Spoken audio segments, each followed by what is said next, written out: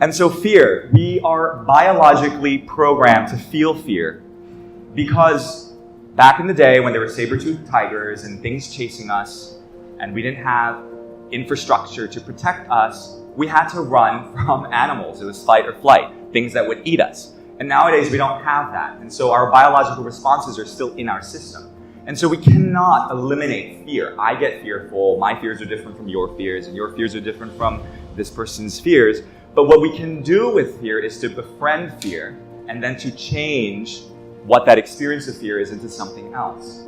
Martha was saying something about the rush that you feel when you do something taboo or forbidden. And this is actually tied into fear.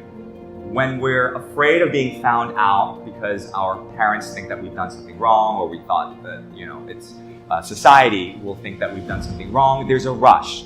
So there's a secret part of ourselves that wants to connect to that thrill. What Martha was talking about in her triangular diagram of commitment, intimacy, and passion, it's part of the passion. So I have a fear of heights. So every now and again, every year and a half or so, I challenge myself. I go, okay, I'm at a cliff. What am I going to do? And I have to make a choice. Am I going to jump or am I not? And it's a very similar experience every time. I get the butterflies. I get this whole flash forward of my life of, oh my God, what if I die and I don't do all this? But then I have to make a decision. Am I going to overcome it or am I going to stay in this place of safety? And most people would, a sane person would go, oh no, I'm not going to do this. But if you are here, most likely you're a little bit above the average person in terms of your consciousness. We're all here because we know that there's something else, something more beyond our little safe box that we have in Singapore.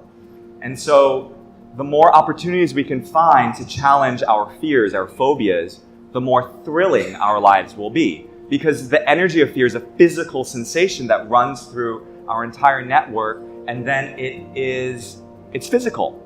It's a physical rush, and you just feel high. So at the end of that audition, after I sang, I felt two things. One was I turned beet red. There was a little bit of, oh God, what did they think? And then the second thing was a huge sense of relief, which is euphoric. I felt a release. And that's what happens when we engage in things that we fear.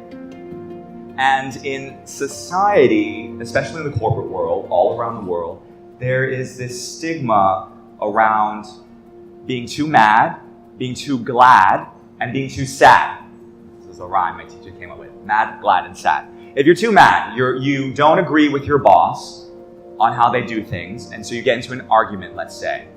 You're going to get fired because you were too opinionated. You were passionate about, no, I think we should look at it this other way. If you're too sad all the time, people won't want to hang around you because you're a downer. They're like, okay, you're depressing. I'm going to get away from you. If you're too glad, people think you're cocky or arrogant, and they get really jealous of you. And so in our society, we learn to keep everything very dialed down, very muted. We don't want to show our emotions.